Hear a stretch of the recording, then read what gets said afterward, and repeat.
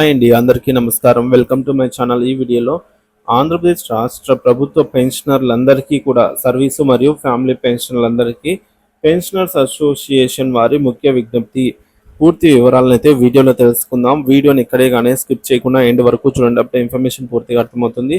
Video చూస్తున్న ప్రతి ఒక్కరు వీడియోకి లైక్ చేయండి ఫ్రెండ్స్. ఈ వీడియోని తోటి పెన్షనర్ మిత్రులతో అయితే షేర్ చేయండి.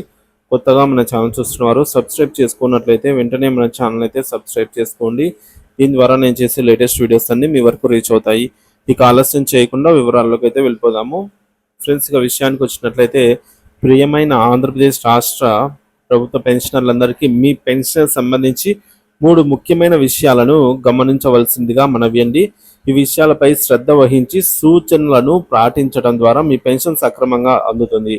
మొదటిది, లైఫ్ సర్టిఫికేట్ సమర్పణ. గడువు నేడే.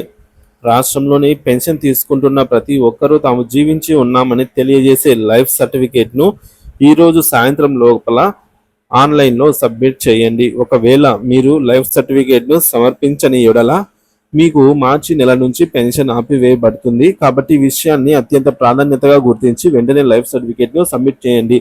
సందేహాలు ఉంటే ఎవరిని సంప్రదించాలి అంటే లైఫ్ సర్టిఫికేట్ను సమర్పించేటప్పుడు మీకు ఏమైనా సందేహాలు ఉంటే మీ సమీపంలోని జిల్లా పెన్షనర్స్ అసోసియేషన్ వారిని సంప్రదించగలరు. వారు మీకు సహాయం చేయడానికి అందుబాటులో ఉంటారు.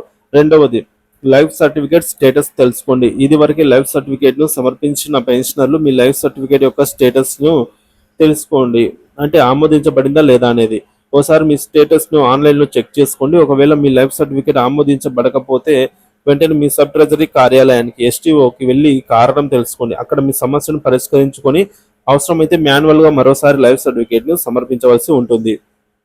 మరి ఎలా చెక్ చేయాలంటే, మీ లైఫ్ సర్టిఫికేట్ స్టేటస్ తెలుసుకోవడానికి మీ ట్రెజరీ శాఖ అధికారిక వెబ్సైట్ను సందర్శించండి లేదా మీ ఎస్టీఓ కార్యాలయాన్ని సందర్శించండి.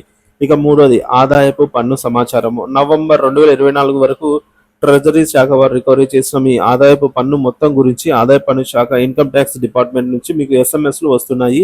ఆ ఎస్ఎంఎస్లో ఉన్న సమాచారం సరిపోయిందో లేదో ఒకసారి చెక్ చేసుకోండి. ఒకవేళ ఆ సమాచారంలో ఏమైనా వ్యత్యాసాలు ఉన్నట్లయితే వెంటనే మీ ట్రెజరీ అధికారులను సంప్రదించి సమస్య తెలియజేయండి. దీనివల్ల భవిష్యత్తులో మీకు ఆదాయపు పన్ను ఇన్కమ్ ట్యాక్స్ దాఖలు చేసే సమయంలో ఎలాంటి ఇబ్బందులు ఉండవు. సో ముఖ్య గమనిక ఏంటంటే, లైఫ్ సర్టిఫికేట్ సబ్మిట్ చేయడానికి ఇదే చివరి రోజు అండి. ఇంకా ఎవరైనా పెండింగ్ ఉన్నట్లయితే వెంటనే సబ్మిట్ చేసేయండి సాయంత్రం లోపల. మీ పెన్షన్ సక్రమంగా అందుకోవడానికి ఈ సూచనలు తప్పకుండా అయితే పాటించండి. సమస్యలుంటే వెంటనే సంబంధిత అధికారులను సంప్రదించండి. ఈ 3 ముఖ్యమైన విషయాలను ఆంధ్రప్రదేశ్ రాష్ట్రంలోని పెన్షన్లందరూ గమనించవలసిందిగా అయితే కోరుతున్నాము. మీ పెన్షన్ సక్రమంగా అందడానికి సహకరించవలసిందిగా విజ్ఞప్తి చేస్తున్నాము.